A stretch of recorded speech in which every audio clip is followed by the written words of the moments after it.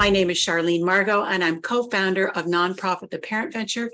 We are delighted to have with us tonight Sam Drazin, Executive Director and founder of Changing Perspectives. We'll be talking to you about understanding inclusion, ableism, and neurodiversity. Take it away, Sam. Good evening, everybody. Thanks, Charlene, so much for that introduction, helping set the stage for some logistics. Great to be here. As Charlene said, I know we've had a few more people enter. Please utilize the chat feature for conversation, and Bev will be sharing resources. And also at the bottom of your screen, there is a Q&A button. I have dedicated some time at the end of tonight's presentation for Q&A. So please, at any point throughout tonight's presentation, drop your questions in there. Without further ado, we have a lot to cover tonight. So let me pull up our presentation. We will get started.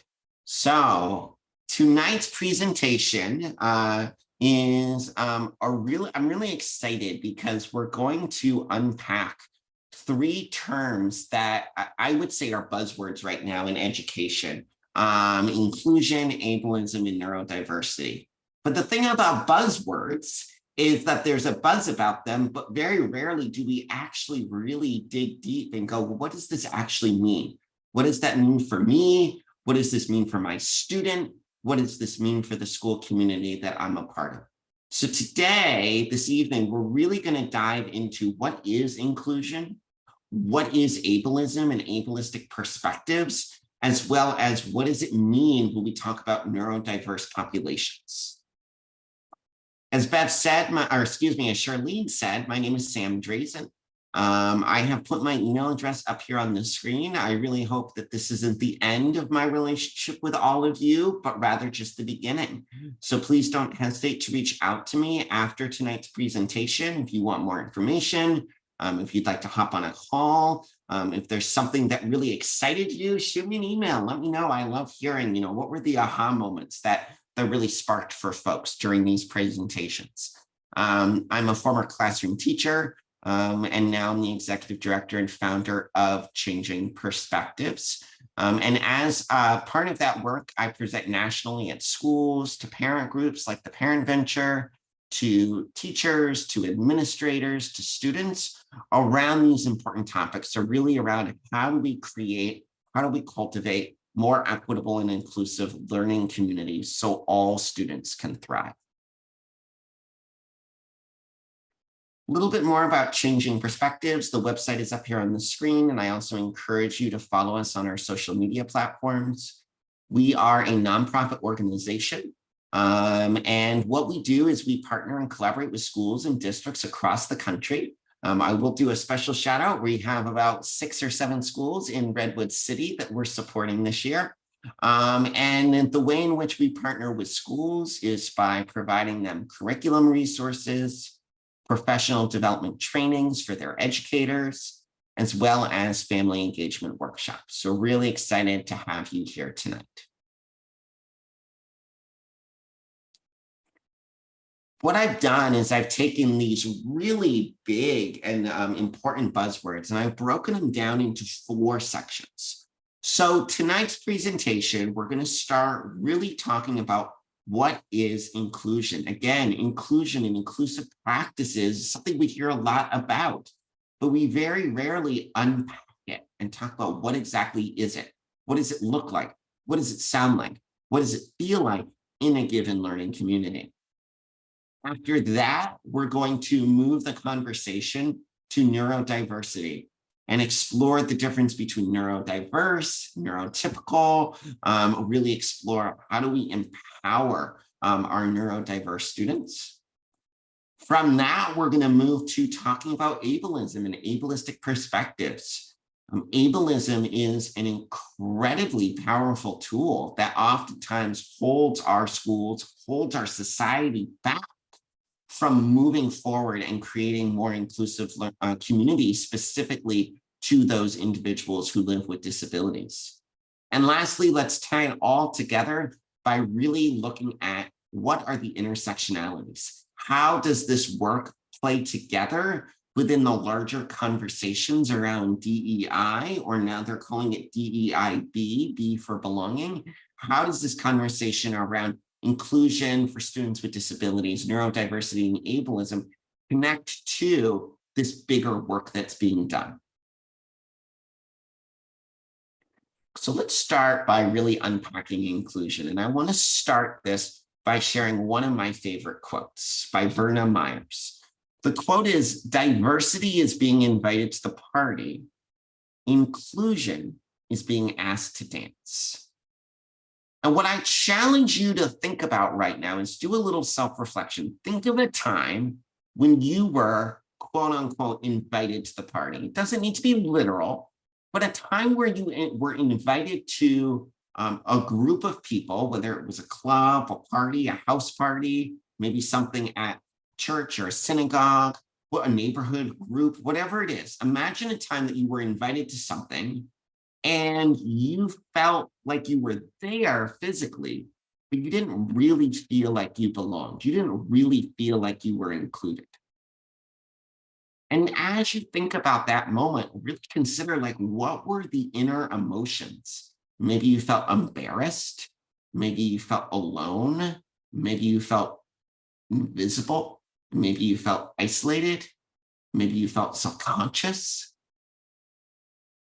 And now what I want you to do is take a moment to think about a time that you were, quote, asked to dance. Again, you don't have to be literally asked to dance in a situation, but think of a time where you went to an event or engaged with a group of people and you really felt included. And think about, what were those inner emotions that you felt? Valued, acknowledged, proud of your identity, emotionally safe, honored. Diversity is being invited to the party. Inclusion is being asked to dance. So the challenge for us, the challenge for parents, for society, for schools, is how do we really make it so everyone feels like they're being asked to dance?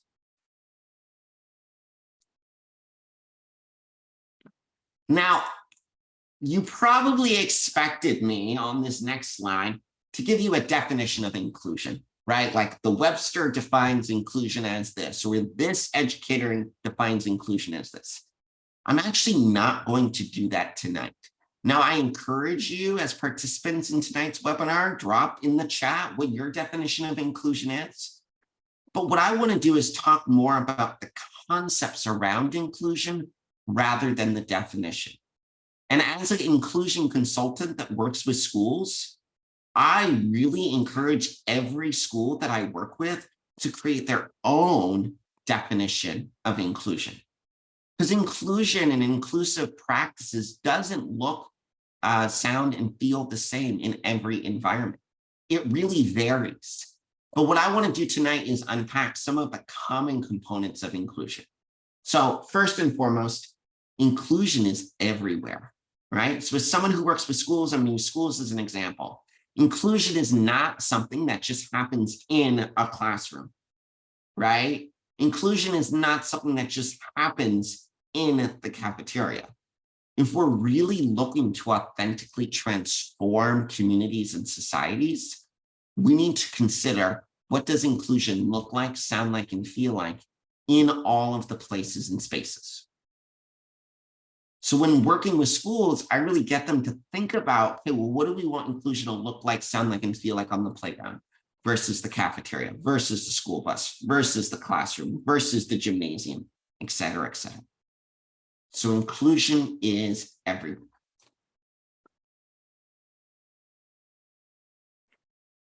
When we create a vision or a mission or a definition about what inclusion is, the core of it is ensuring that difference is not seen as a deficit, right?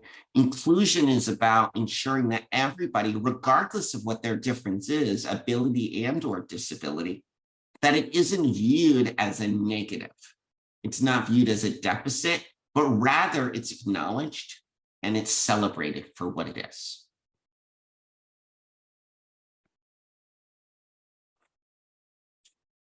When we think about inclusion, oftentimes it is so big and vague, right? And I just said inclusion's everywhere, right? And you might be thinking, oh my gosh, like I still don't understand it. I still don't get it. So what I like to do is think about inclusion into three specific components. We have academic inclusion, physical inclusion, and social inclusion.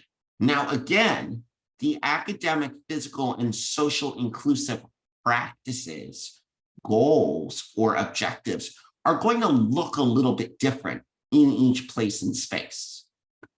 But we can ultimately think about inclusion in these three areas. So let me tell you what I mean about these. So by academic inclusion, we're thinking about ensuring that all of our students have access and the ability to participate in the learning experience.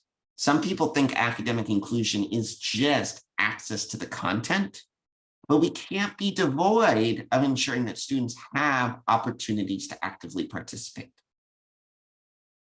Another component of academic inclusion that I think is really important is that we create an environment where all students feel a sense of academic achievement, right? Academic achievement for a student who is on an IEP might look a little bit different than a student who is receiving supports through a 504 plan compared to a student who isn't on a plan. But regardless of what their goals are, we need to ensure that all students feel like they're moving forward, that they are achieving. When we think about physical inclusion, a lot of times I think folks think about this as like ADA, Americans with Disabilities Act, are there elevators? Are there ramps? All of that kind of physical access. But physical inclusion is so much more than that. Physical inclusion is how do we design our places and spaces to ensure that all students can be successful in that place and space for as long as possible. Right. So when I think about classrooms, for example, I think about, well, does each classroom have a calming corner for students who are feeling big emotions? Do classrooms have places where students can work independently? Do classrooms have places where students can work in a small group? Do classes have spaces where students could work in a small group with a teacher? Right. So thinking about that. We also want to acknowledge that for many students, sensory impacts or sensory inputs can be triggers to them. So if you're a student that perhaps lives on the autism spectrum, and maybe there is a specific sound or touch or smell that can trigger you, how do we proactively provide support so students aren't triggered? So can we really think about the lighting in the classroom? Can we provide noise canceling headphones for students who might be feeling overwhelmed? Could we put on soft, quiet music? Could we provide students with fidgets so they have something to do with their hands? Can we provide students different types of seats for students who need to wiggle a little bit, right? So physical inclusion is so much more than just can students get everywhere. It's really about setting up our places and spaces with intentionality to ensure that all students could be successful. And lastly, and the least tangible one, is social inclusion. Social inclusion is, do all students feel like they're being asked to dance? Right? Are we providing a place where students are feeling emotionally safe? They're feeling physically safe. They feel valued. They feel like they belong. So how do we do this? Well, I think a lot of times as adults, as educators and as parents, we make assumptions that sometimes our students know things that they actually don't. So when we say things to students like, you need to share, don't exclude, be kind, for some students, they don't know what that means. We're saying words that we know the meanings of. We know what sharing looks like, sounds like, and feels like in practice, but our students don't always know. So we really need to think about how do we explicitly teach and model social inclusive interactions. So important. Another component that I talk a lot about is that awareness is the foundation for empathy. Empathy is understanding how someone else feels in a given situation. You can't understand how someone else feels if you have zero awareness of them and their lived experience. So we, under this social inclusion umbrella, need to make sure that we are celebrating those differences that are not deficits, and at the same time, simultaneously, explicitly teaching about difference. So in the case of disability, are we explicitly teaching disability and disability awareness? And I'm happy to provide tools and strategies for how to do that. And we've had a few people join. So again, if you have questions, please drop them in the Q&A. We'll have time at the end. So to summarize inclusion, there is no, in my mind, one set definition for inclusion. I think the definition or the vision for inclusion is going to vary, whether we're talking about inclusion at a specific elementary school site, a middle school site, at a Boys and Girls Club, at the Y, etc. But inclusion is everywhere. It is recognizing that difference isn't a deficit. And we can then really start to unpack inclusive practices in these three areas of academic, content access and participation, physical, the design of places and spaces, being mindful of sensory inputs, and social, explicitly teaching what we're looking for.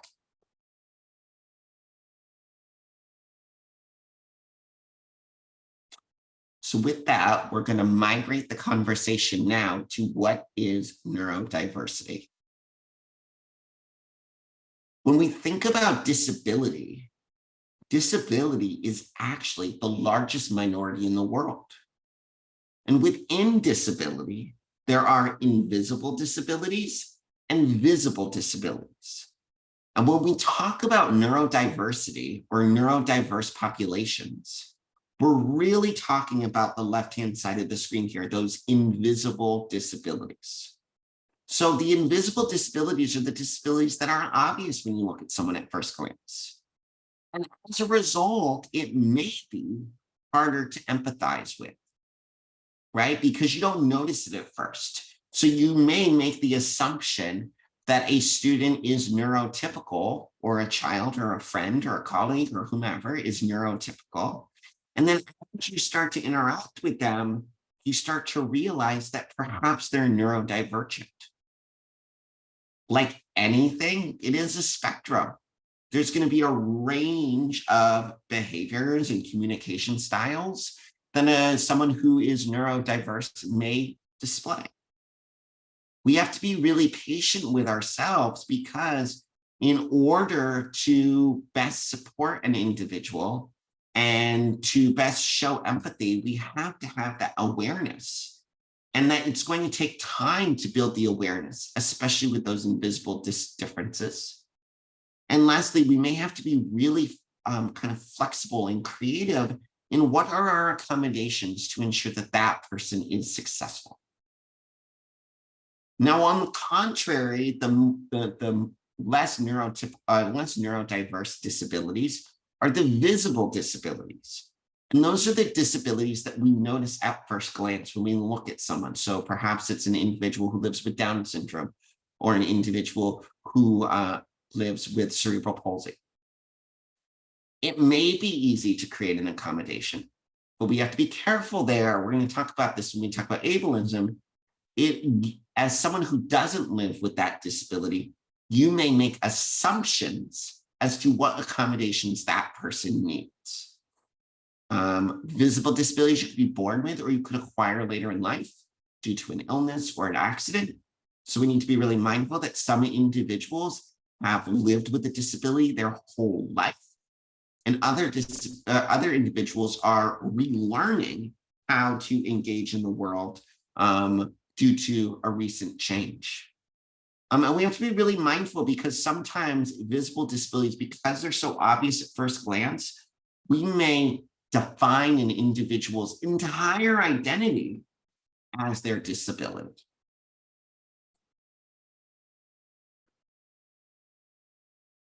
So we know that neurodiversity is now the invisible disability category. If we split up the word into two parts, we have neuro, our brain, the way we think, the way we're wired, the way we perceive information, and diversity, right? When we think about diversity, we think about lots of different people, right? It could be different race, different ethnicities, different socioeconomic groups, different language, etc. So neurodiversity in simplest terms is simply the diversity of how our brains are wired, right? So I want to show you a short video that explains this a little bit further. What I like about this video is I think it gives a great analogy of neurodiversity compared to our fingerprints, right? Where we all think differently and we all have different fingerprints. And I think that'd be a great way to explain neurodiversity to children, regardless if those kids are neurotypical or neurodiverse.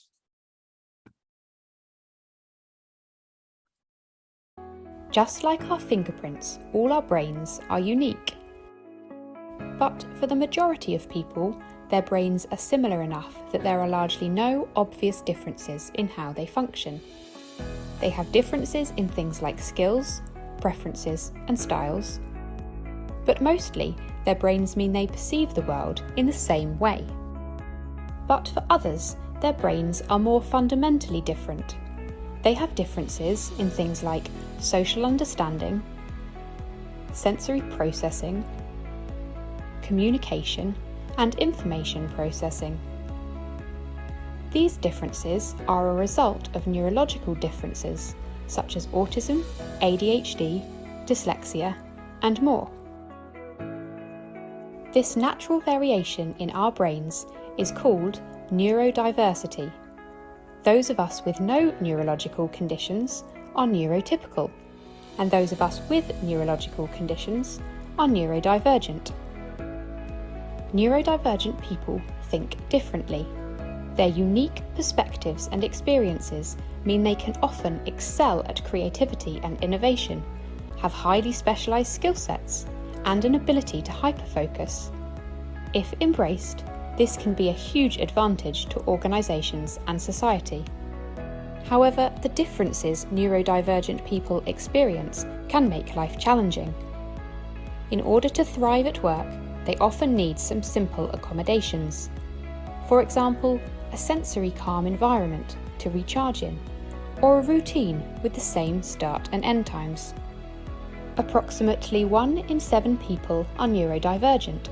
So not only is embracing neurodiversity critical for a truly inclusive organisation, but it also presents organisations with a huge opportunity. I just think that video does a really nice job of kind of illustrating what neurodiversity is and the value to celebrate those who are neurodiverse in our society. I love that we see some questions coming in. Keep them coming in and we'll get to them in just a few minutes. So you'll notice a common theme here. I know I keep kind of saying this over and over again, but difference is not a deficit. Neurodiverse is not a deficit. Labeling. So there's a lot of different conversations out there, I think, especially amongst parents, of do we tell our kid, do we explain to our student if they are neurodiverse, what their label is, right? Do we name it? And I think labels and quote unquote naming it can have huge positive impacts on students. It can also have huge negative impacts on students. And it really has to do with the way in which we label. So if we label in a way that is empowering, if we label in a celebratory way, that is going to lift a child up and feel loud and proud about this one component of their identity, this part, this community that they're a part of. Now, if we label it in a deficit model, like you can't do X, Y, and Z because, or you have a hard time with A, B, and C because, or you need a one-on-one at school because, that is going to not elicit the same level of empowerment rather than saying you have these amazing gifts because you live with ... right? We want to start with the asset-based. In order for students to become their best and most successful self-advocate, they first need to have confidence in themselves. And in order to have self-confidence, you need to have self-awareness. And you can't really have self-awareness if you don't know what it is that makes you unique, special, and valuable in community. Lots of traits that might make an individual neurodiverse. You don't necessarily need to have an IEP or 504 plan to be neurodiverse. Really, we're kind of all neurodiverse.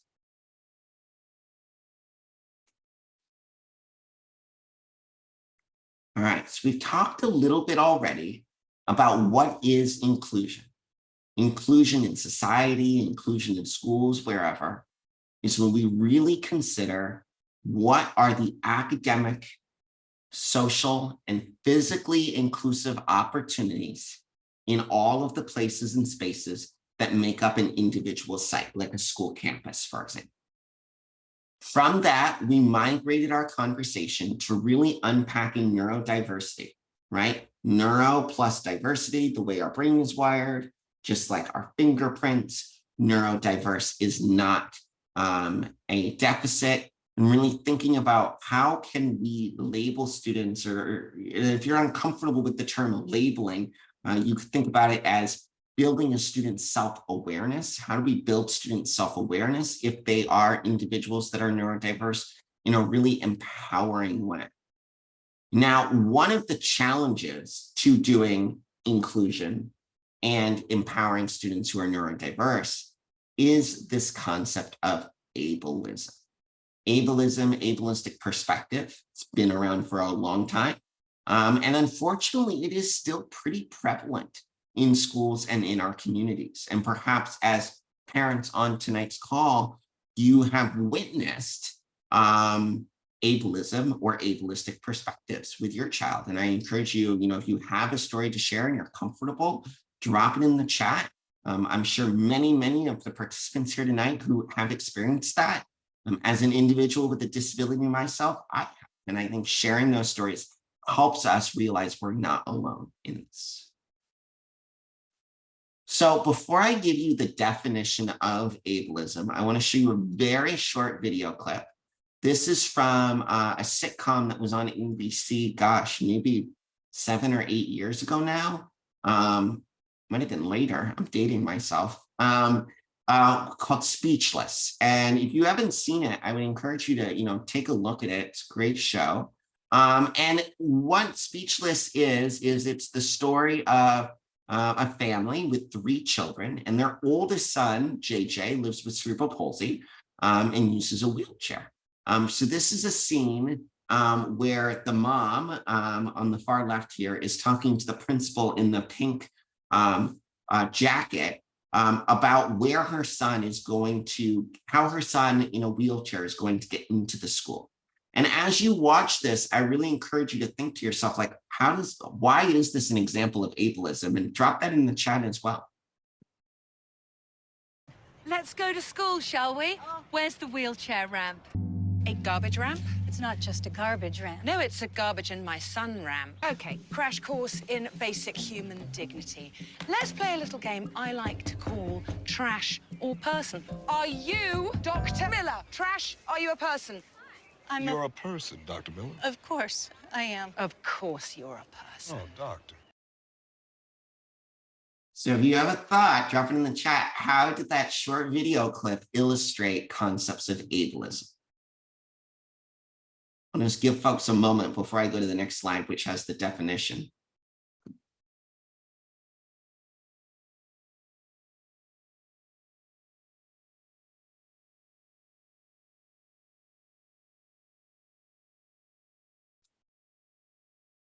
So what is ableism? Ableism is essentially discrimination. It's discrimination or social prejudice of individuals with disabilities, right? So in that video, in Speechless, the school was being ableistic to JJ, the student in the wheelchair, because they were providing a social prejudice and discrimination, making this child enter the school, the back of the school, in the same ramp that they bring the garbage or the deliveries in and out. The root of the problem for those who have an ableistic mindset, they view people with disabilities as needing fixing or are not equal to those without disabilities. So the idea, it's really a mindset or a perspective, right? So if someone is ableistic, they're looking at a student, whether it's a visible disability, an invisible disability, and they're going, how do we fix this individual to minimize or eliminate the characteristics of their disability so they are, quote, like everybody else? And perhaps you as a parent, maybe you're a parent of a student with a disability, maybe you've been in an IEP meeting, maybe you've interacted with educators or administrators at a school, and now this is like a little light bulb. Maybe you didn't know the name for what you were experiencing, but perhaps you've experienced some ableism around your child. All right, so ableism, discrimination or social prejudice of individuals with disabilities. Now, another way you can think about this is that there's two types of ableism. There is unintentional ableism and there's intentional ableism. So let's break this down a little bit. And again, I encourage you to reflect on, maybe you're going to listen to this and go, oh my gosh, I've done unintentional ableism. I didn't realize it. That's okay. Like this, we're learning together, we're reflecting. So unintentional ableism, there's a whole bunch of things that it could be. Here's a few examples. Unintentional ableism is helping someone with a disability without their permission. So this goes back to the slide I had about invisible and visible disabilities. And under visible disabilities, I mentioned you may make an accommodation for someone. You may think you know. So, but when we help someone without asking their permission, you as an individual that doesn't live with a particular disability is making an assumption that the person with the disability is unable to do something. Using the R word, which I hate saying, but I'll say it just so we all know what we're talking about, which would be retard or retarded. So the R word in jokes, it's so prevalent these days in music, in media, stand-up comics use it all the time. So when we hear the R word, that in itself is unintentional ableism. Lastly, lack of disability representation in media. One of the things that I'm always looking for when I work with schools is looking at the school websites, looking at the school Facebook page. Do they have pictures of their students who live with disabilities on those multimedia platforms? Not all the time. And oftentimes it's not intentional that they don't, but it could be perceived as unintentional ableism. On the flip side of this screen, we have, well, what is intentional ableism? Well, intentional ableism could be intentionally making fun of, making a joke of individuals with disabilities. Forced integration and or forced segregation, right? So forced integration is when we approach things from more of a sympathetic standpoint.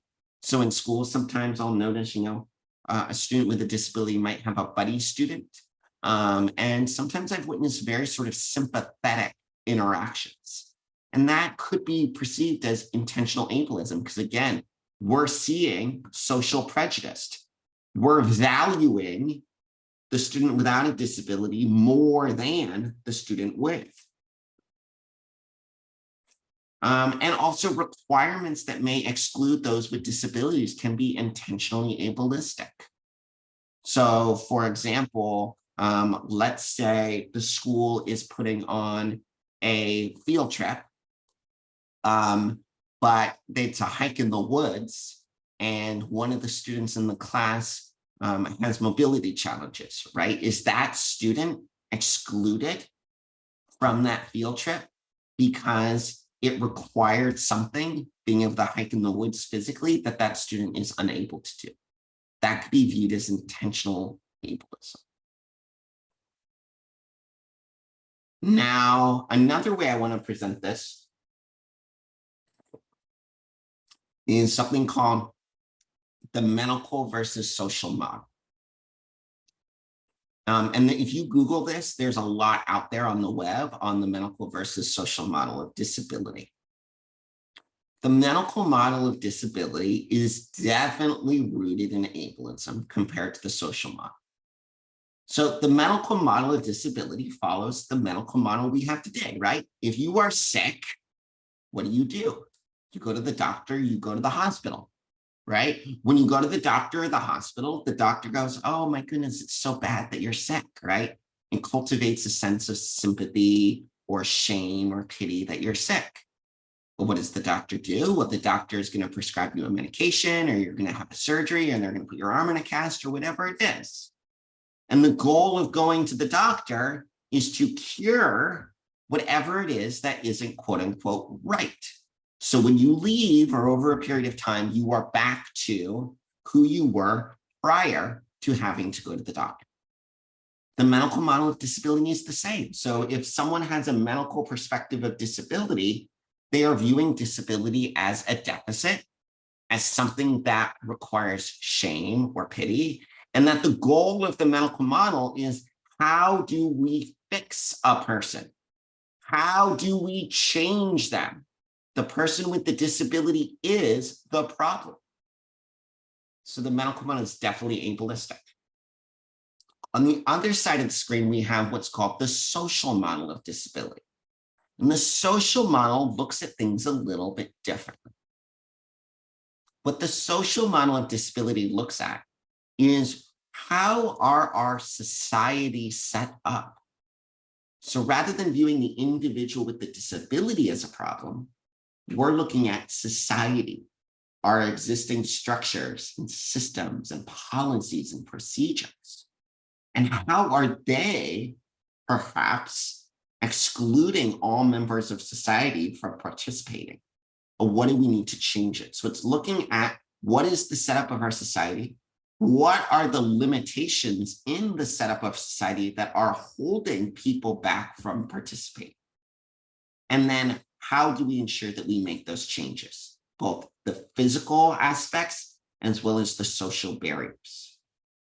So again, as parents, I really encourage you to be aware of this and be mindful of, A, what you model for your students, right? If you model a medical perspective of disability, that's what your students are going to pick up on. If you're a parent on tonight's workshop and you have a student who receives special education services, this could be really helpful next time you're in an IEP meeting and perhaps there's a couple people that aren't agreeing on something. Being able to understand what perspective they're coming from can really help kind of identify what the root causes are. Sometimes it's simply mindsets of individuals and as adults. So when we think about ableism, we can think about it as the discrimination or social prejudice of individuals with disabilities.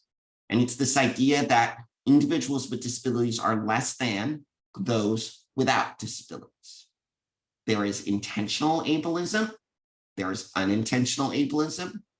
And another way to think about this is this model, which is the medical versus social model. The last section, and I know this is kind of like a crash course tonight, right? Any of these topics we talked about, inclusion, neurodiversity, ableism, intersectionality, we could spend hours just on one of these topics, but this is kind of like what I like to think about the dessert tray. You know, some of the restaurants, you know, you ask what's for dessert and they bring out the tray and they go, there's this. This is like the dessert tray tonight, right? We're hitting a lot of things. So how does this all come together? Intersectionality is something that we've been hearing a lot about as well as the growth of the DEIB movement. Now, like these buzzwords, we very rarely unpack them and really talk about what they mean. So what is diversity, equity, and inclusion?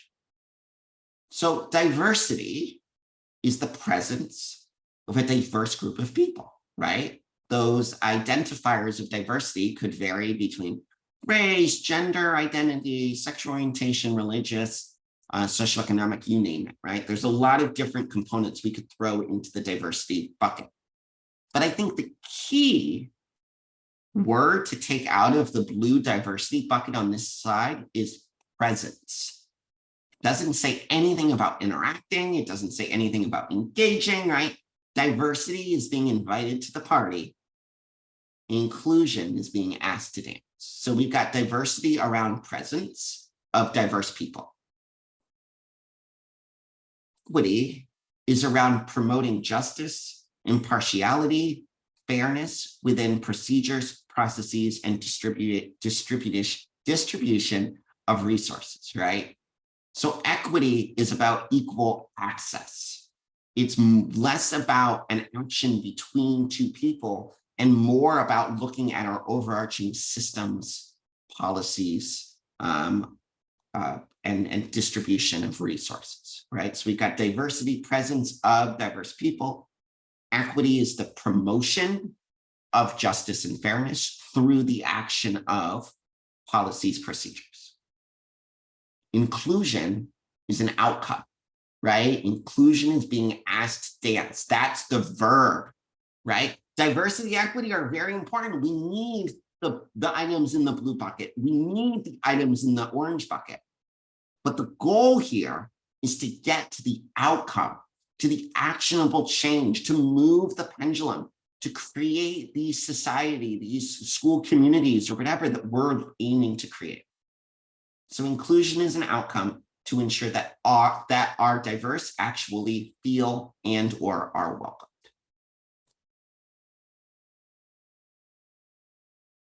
So I want to share with you some words from Kimberly Williams Crenshaw. Cultural patterns of oppression are not only interrelated, but are bound together and influenced by the intersectional systems of society. Intersectionality, ableism, academic, physical, social inclusion, neurodiverse population. All of this comes together. How does it come together? Let's hear from Kimberly Crenshaw. Or excuse me, let's hear from Carrie Gray. My name is Carrie Gray. Carrie Gray is a Black disabled woman, and there's power behind that.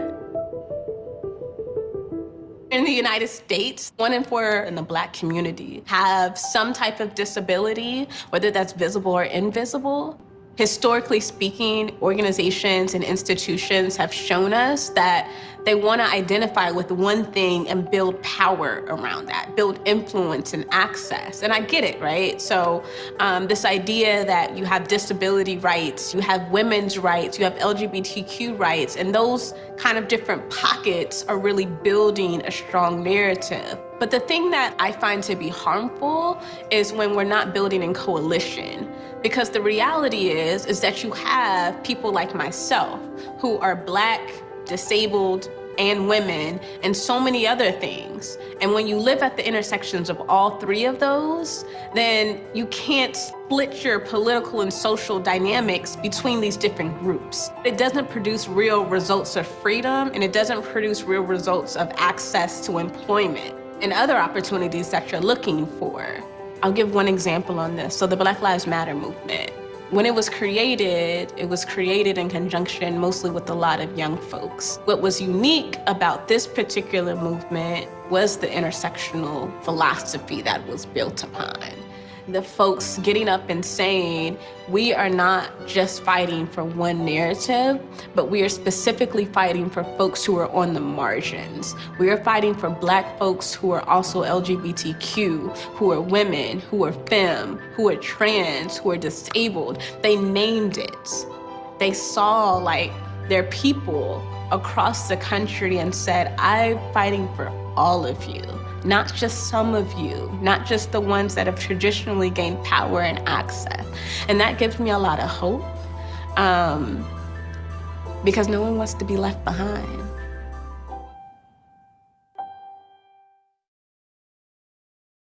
My name is...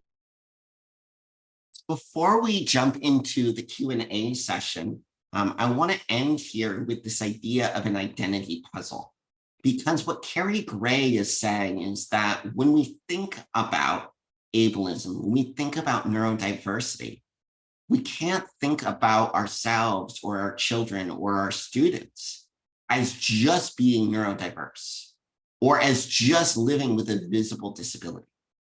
All of us are made up of what I like to think about as an identity puzzle. So if you imagine your body is made up of puzzle pieces, and some of those pieces might be big if you're feeling loud and proud and empowered, like we talked about with labeling neurodiversity. And some of the pieces might be small if you're feeling a little shyer about who you are. And the size of those pieces are not stagnant, right? They're going to ebb, they're going to flow, they're going to grow, they're going to shrink as our kids develop and build self-awareness and build self-confidence, right? But each of those pieces represent one component of our identity, right? Whether that be an invisible disability, a visible disability, our race, our hobbies, our interests, our aspirations, our goals, our personality traits, etc. So we don't want to take this work and isolate it just within this one community of disability, but recognize that this is a part of our entire identity puzzle. So I know tonight was kind of a crash course, folks. Again, we unpacked inclusion. It's everywhere: academic, physical, and social inclusion. We talked about neurodiversity being like our fingerprints, how labeling can be empowering. We talked about what ableism is, the root causes, intentional and unintentional ableism, the medical versus the social model.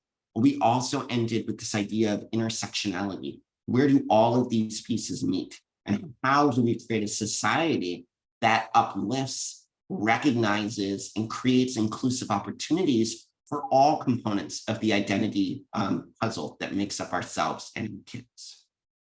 All right, so from that, I'm going to stop the screen share, and Charlene is back with us. And I'm going to ask Charlene to help us facilitate our Q&A.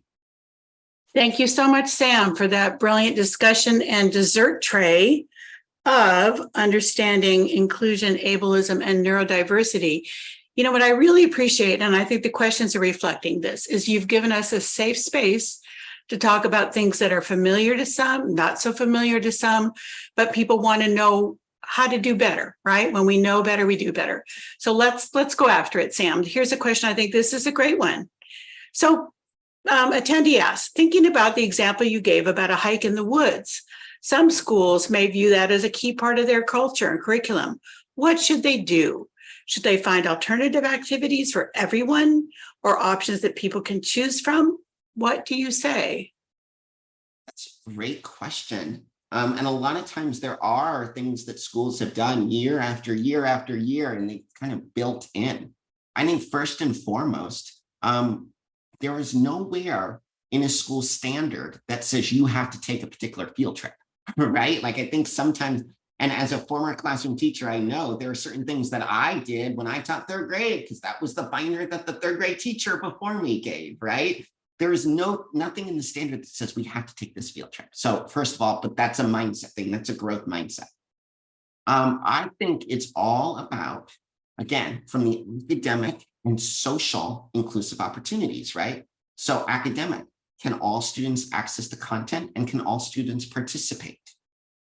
And from the social, are students gaining that social experience? So I think in that situation, I don't think they need to take the hike in the woods. There could be something else they could do instead to gain that content. Could they go to a museum? Could they invite a naturalist or a local national park ranger into the classroom to experience it in that way? Could there be a virtual version of the field trip? So I think there's lots of ways that we could do, but again, it's thinking about what is the outcome? What is the goal of the experience? The goal isn't, there's nowhere in the standards that say students need to hike in the woods. That's not the goal. So really thinking about what is the goal and how do we create a learning experience that fits that goal while including all students. Okay, thank you, Sam. That really is helpful. So here's another question kind of in a similar vein. Again, we're all just trying to learn here. Can you talk about walking the line between supporting and recognizing a person's needs and ableism? Seems like it would be easy to slip inadvertently across the line when you really are just trying to be supportive. Totally. And that's why I put up the slides between unintentional and intentional ableism. And I'm really glad, Charlene, that you said what we're trying to do here is create a safe space, right? Because for so long, we haven't talked about these things. Mm-hmm. And so just by talking about them and sharing our experiences is the first step in doing that. It is a really, really, really fine line. And so what I always say is that the best thing that you can do is learn, build awareness. Awareness is the foundation for empathy, and ask someone, is this helpful? What can I do to help? How can I support you? Gain that information from them so you know what to do. And it's also okay to say something like, tell me if, you want something done differently. Like, give the person with the disability the opportunity to be their best self-advocate. Sometimes we don't even give them that opportunity, that permission, and that time in that space. Okay, so Sam, here's a really important question from a member of the Redwood City SEPTAR. How can we make sure that disability is included in DEI efforts, that's diversity, equity, and inclusion, in education and the workforce? The term is being co-opted by many other groups, and disability is often left to last when actually it's a very large population. And I think that's the mindset that people with disabilities are a part of all those other marginalized groups that the DEI movement is typically supporting. So in schools and communities, oftentimes, and if this is somewhat generalized based on what I've heard, is that DEI focuses on race, it might focus on gender identity, the LGBTQ plus community, or sexual orientation, et cetera. What we have to do is help administrators, help leaders realize that people with disabilities are a part of those communities as well. And that's the shift we have to make, that disability is not a separate thing just because it's often housed under special education, but that our special education students are a part of these other groups that the DEI initiative is looking to support. Okay, so Sam, here's sort of the $1 million question for us as parents, either with children of learning differences or learning disabilities. Question is, how do you recommend we as parent advocates tackle the seemingly mammoth task of bringing about inclusive communities and greater awareness about neurodiversity? If I had the answer to that question, I think all of our problems would be solved. I wouldn't be here tonight. It's a great question. I'm going to answer your question with advice to ask questions. I think a lot of times in our schools, administrators, teachers, special educators, whomever, they're not even aware of ableistic practice. They're not even aware of the fact that our schools, our public schools in this country, were designed with the medical model of disability in mind.